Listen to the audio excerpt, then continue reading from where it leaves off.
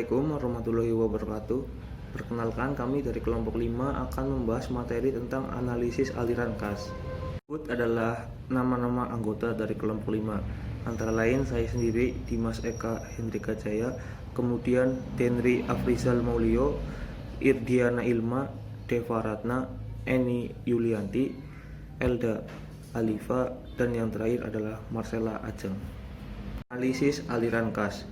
Laporan aliran kas adalah laporan sumber dan penggunaan sesuai dengan keperluan pelaporan keuangan tahunan yang melaporkan aliran kas masuk dan keluar suatu perusahaan selama periode waktu tertentu. Tujuan utama dari analisis aliran laporan kas adalah untuk menaksir kemampuan perusahaan menghasilkan kas. Ada beberapa situasi di mana perusahaan yang mempunyai keuntungan yang bagus ternyata tidak mampu memenuhi kewajibannya karena tidak mempunyai kas yang cukup untuk membayar kewajiban tersebut. Pengeluaran kas suatu perusahaan dapat bersifat kontinu dan tidak kontinu. Aliran kas masuk suatu perusahaan dapat bersifat kontinu dan tidak kontinu.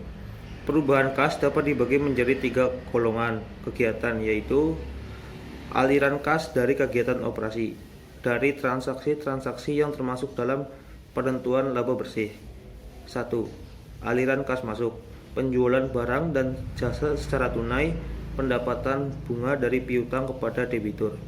Yang kedua, aliran kas keluar, pembayaran kepada pemasok untuk pengadaan persediaan, pembayaran bunga utang, pembayaran gaji karyawan, pembayaran pajak.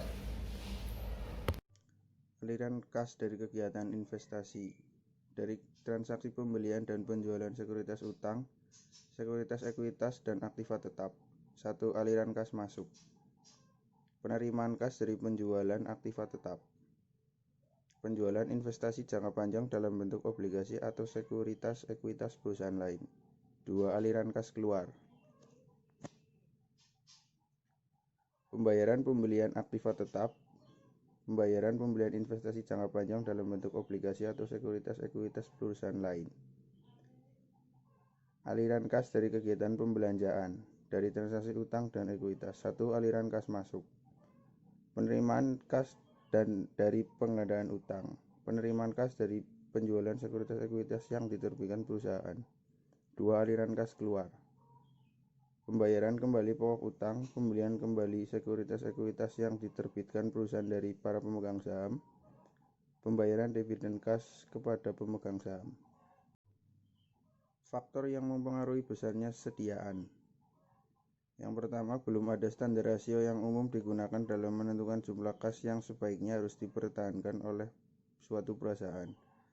Yang kedua, tetapi ada beberapa standar tertentu yang dapat digunakan sebagai pedoman, yaitu A. Jumlah kas pada saat dapat dipertahankan dengan besarnya jumlah aktiva lancar ataupun utang lancar. Yang B. Jumlah kas ada di dalam perusahaan yang well finance hendaknya tidak kurang dari 5% sampai 10% dari jumlah aktiva lancar. Berikut bagian dari slide yang ke-7.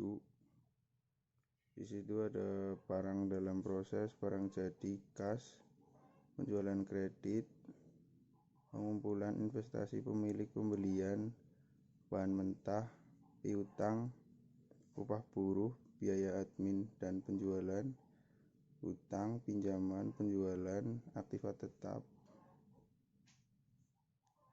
Ya.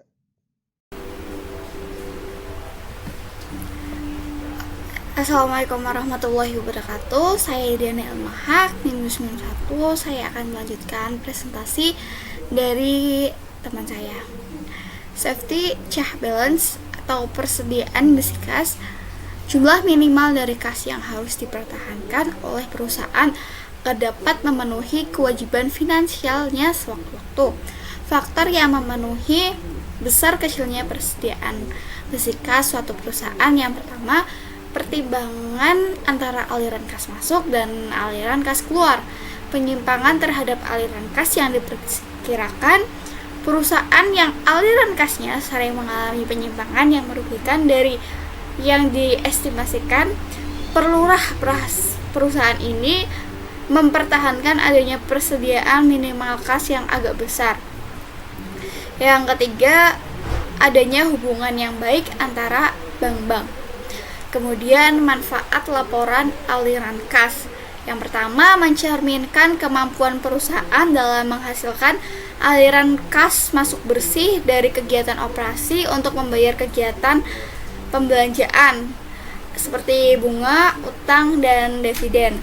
Kemudian membantu untuk menaksir kebutuhan perusahaan terhadap pembelanjaan dari luar.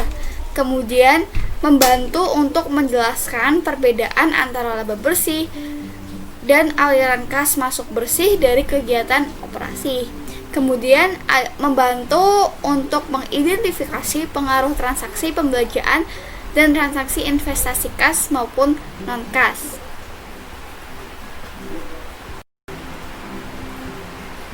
Anggaran kas. Anggaran kas adalah estimasi terhadap posisi kas untuk suatu periode tertentu yang akan datang. Hal ini penting karena berkaitan dengan likuiditas perusahaan. Juga akan diketahui kapan perusahaan mengalami defisit, kapan perusahaan mengalami surplus. Budget kas sangat penting, artinya bagi penjagaan likuiditas suatu perusahaan. Selain itu juga dapat diketahui kapan perusahaan akan dalam keadaan defisit kas atau surplus kas karena operasinya perusahaan. Anggaran kas juga dapat disusun untuk periode bulanan atau kuartal.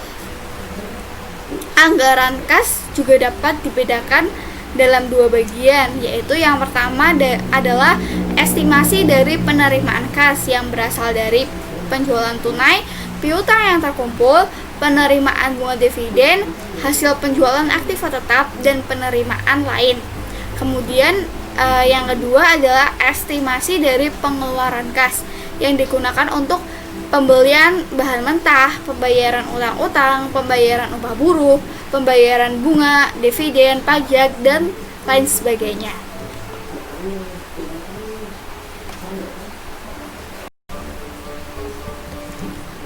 Kemudian tujuan penyusunan anggaran kas bagi pimpinan perusahaan adalah untuk mengetahui yang pertama, kemungkinan posisi kas sebagai hasil rencana operasinya perusahaan.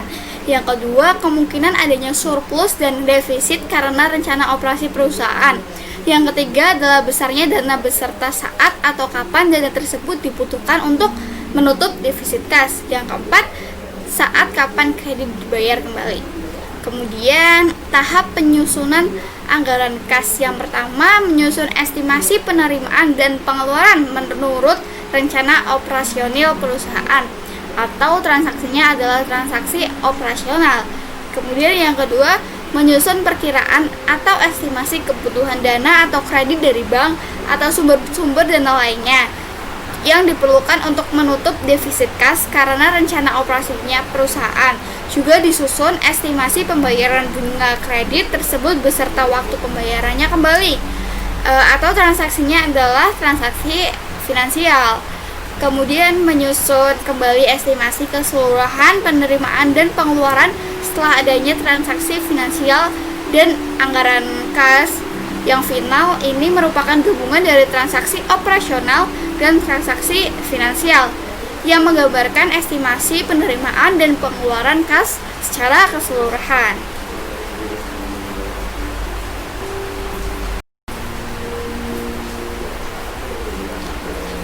Kemudian ada aliran kas dan hubungan dengan siklus kehidupan produk. Selama tahap pengenalan dan tahap pertumbuhan, aliran kas dari operasi biasanya negatif. Hal ini mencerminkan investasi perusahaan untuk membangun infrastruktur produk baru seperti membangun pabrik atau melakukan promosi secara gencar. Sementara itu, aliran kas masuk dari penjualan produk masih kecil. Pada tahap pertumbuhan, produk mulai diterima oleh konsumen dan permintaan mulai tumbuh secara pesat. Pada tahap ini, aliran kas mulai masuk meningkat. Tetapi investasi masih diperlukan, terutama untuk investasi pada piutang dan pada investasi persediaan. Pada tahap pendewasaan, pola aliran kas berubah cukup drastis. Pada tahap ini, aliran kas keluar tidak lagi besar seperti pada tahap-tahap sebelumnya, karena pada tahap ini tidak diperlukan lagi investasi pada pembangunan kapasitas. Investasi hanya diperlukan untuk memelihara atau merawat pabrik. Pada tahap penurunan, aliran kas yang dihasilkan dari operasi dan investasi akan mengalami penurunan. Sementara aliran kas keluar terutama dipakai untuk melunasi hutang karena adanya kecenderungan aliran kas negatif. Perhitungan aliran kas. Persamaan akuntansi bisa ditulis sebagai berikut. Aktiva sama dengan hutang ditambah modal saham. Kesamaan di atas berlaku untuk neraca pada setiap periode, pada awal dan juga pada akhir periode. Jika analisis kurangkan jumlah aset aktiva, hutang, dan modal saham pada awal periode dengan jumlah pada akhir periode, maka akan memperoleh kesamaan berikut. Tambahan aktiva sama dengan tambahan hutang tambahan modal saham.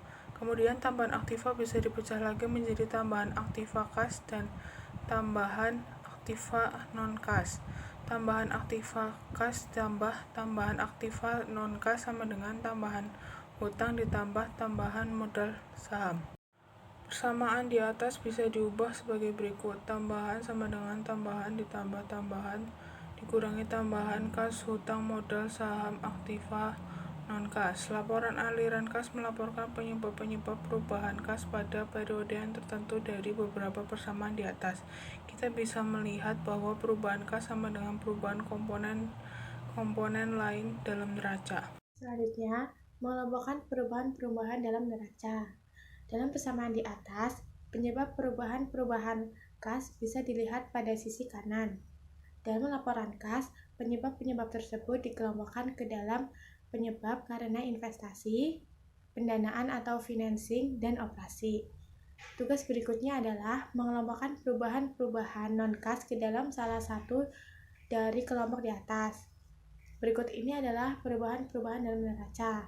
Yang pertama, piutang dagang. Pengumpulan kas pada suatu periode sama dengan penjualan atau kredit untuk periode tersebut ditambah dengan piutang dagang pada awal periode dikurangi utang dagang pada akhir periode. Yang kedua, persediaan. Pembelian selama satu periode sama dengan harga pokok penjualan pada periode tersebut ditambah persediaan pada akhir periode dikurangi pada awal periode. Yang ketiga, ada aktiva lancar lainnya. Rekening ini biasanya berkaitan dengan pembayaran di muka. 1. Investasi pada surat berharga, bangunan, pabrik, dan peralatan. Yang kedua, harga perolehan aset. Yang ketiga, akumulasi depresiasi. Yang keempat, aset lainnya. Yang kelima, hutang dagang. Aliran kas keluar untuk pembelian sama dengan pembelian untuk periode tertentu, ditambah hutang dagang pada awal periode dikurangi hutang dagang pada akhir periode. Yang keempat, ada hutang wesel. Hutang wesel biasanya di dalam kegiatan pendanaan, meskipun uang pinjaman tersebut bisa digunakan untuk kegiatan operasional. 1. Bagian hutang lancar dari hutang jangka panjang. 2. Hutang lancar lainnya. Rekening ini biasanya digunakan untuk membiayai kegiatan-kegiatan operasional selain pembelian barang dagangan. Yang kelima, ada hutang jangka panjang. Rekening ini bisa berubah karena beberapa hal. Yang pertama, hutang jangka panjang yang baru. Yang kedua, pengklasifikasian kembali hutang jangka panjang menjadi hutang jangka pendek. Yang ketiga, pelunasan hutang jangka panjang lebih cepat dari yang seharusnya. Yang keempat, pengubahan hutang jangka panjang menjadi saham preferred atau saham biasa. Yang kelima, hutang pajak. Pajak yang akan dibayar dalam jangka waktu dekat sama dengan biaya pajak pendapatan. Yang keenam, ada hutang non-lancar lainnya. Apabila tidak ada informasi pendukung lainnya, perubahan dalam rekening ini dimasukkan ke dalam transaksi pendanaan. Saham biasa dan agio saham, yaitu rekening ini berubah apabila saham baru dikeluarkan atau sahamnya beredar dibeli kembali, seperti 1. Laba yang ditahan, laba bersih, dan dividen. 2. Pembelian saham kembali atau treasury stock. yaitu pembelian saham kembali bisa diklasifikasi sebagai kegiatan pendanaan. Lalu ada kas. Aliran kas digunakan untuk memprediksi kemampuan perusahaan menghasilkan kas untuk membayar beban-beban pengeluaran ataupun investasi, penjualan maupun biaya yang dicatat dalam laporan laba rugi bisa saja tidak dibayarkan pada saat itu juga. Mungkin akan dibayarkan pada periode berikutnya. Ketika biaya ataupun penjualan tersebut dibayarkan, maka akan tercatat dalam laporan arus kas. Jadi, perusahaan benar-benar mengetahui kapan penjualan telah dimasukkan dan kapan biaya telah dikeluarkan. Dalam arus kas terdapat 3 perbedaan aktivitas, yaitu 1. Aktivitas operasi. Aktivitas ini mencatat aktivitas utama atau operasi yang berkenan langsung terhadap kas. Contohnya, pendapatan piutang, pengeluaran operasional, pengajian karyawan. Lalu 2. Aktivitas investasi. Aktivitas ini mencatat arus kas yang berasal dari penjualan maupun pembelian aktiva tetap. Lalu ketiga, aktivitas pendanaan, yaitu aktivitas kas yang berasal dari penambahan modal perusahaan atau dapat dikatakan aktivitas yang memelihara dana untuk mendukung kegiatan bisnis perusahaan. Contohnya, pembayaran obligasi, penerbitan atau penarikan saham, dan pembayaran dividen. Adapun metode penyusunan arus kas, yaitu dengan metode langsung dan tidak langsung. Metode langsung adalah dengan memasukkan langsung kas penerimaan dan juga kas pengeluaran dari aktivitas operasi. Sedangkan metode tidak langsung dihitung dengan melihat dari laba bersih yang ada pada laporan laba rugi dan neraca. Jadi, ketika aktivitas yang sudah dijelaskan di atas dihitung berdasarkan laporan laba rugi dan neraca, di mana metode ini diakui sebagai metode yang paling mudah dibandingkan metode langsung karena datanya sudah tersedia di perusahaan. Tahap-tahap di mana produk perusahaan tumbuh dan berkembang. Sama seperti manusia, pastinya akan melalui masa perkenalan, tumbuh dewasa, lalu mengalami penurunan. Begitu pula dengan siklus hidup perusahaan. Setiap tahap siklus hidup itu berhubungan dengan besarnya arus kas yang dihasilkan oleh perusahaan. Pada tahap awal, yaitu perkenalan, aliran arus kas kalau digambarkan dengan kurva biasanya berada di bawah atau negatif. Karena pada tahap ini, perusahaan sedang gencar-gencarnya melakukan promosi, membangun pabrik, hasil dari penjualan yang masuk ke kas pun masih sedikit. Di tahap ini, kas masuk didominasi dari aktivitas pendanaan dari luar seperti hutang atau dari penjualan saham baru. Memasuki tahap kedua, yaitu tahap pertumbuhan, kurva mulai naik mendekati positif. Produk perusahaan mulai dikenal oleh kalangan konsumen, sehingga dapat meningkatkan permintaan konsumen pula. Aliran kas mulai menunjukkan peningkatan tetapi masih tetap melakukan investasi piutang dan persediaan untuk keperluan peningkatan penjualan di masa mendatang. Memasuki tahap ketiga, yaitu pendewasaan. Pola aliran kas berubah sangat drastis, terjadi peningkatan pemasukan kas yang cukup pesat. Kalau di tahap sebelumnya, aliran kas keluar lebih besar daripada pemasukan yang digunakan untuk investasi pembangunan. Pada tahap ini, investasi pembangunan sudah tidak dibutuhkan lagi. Investasi yang dilakukan hanya untuk memelihara pabrik. Aliran kas masuk dari penjualan juga meningkat. Jadi pada tahap ini, aliran kas dikatakan positif atau kurva berada di area atas. Tahap terakhir adalah tahap penurunan. Aliran kas yang dihasilkan dari operasi dan investasi mulai mengalami penurunan. Kecenderungan kurva menunjukkan posisi negatif.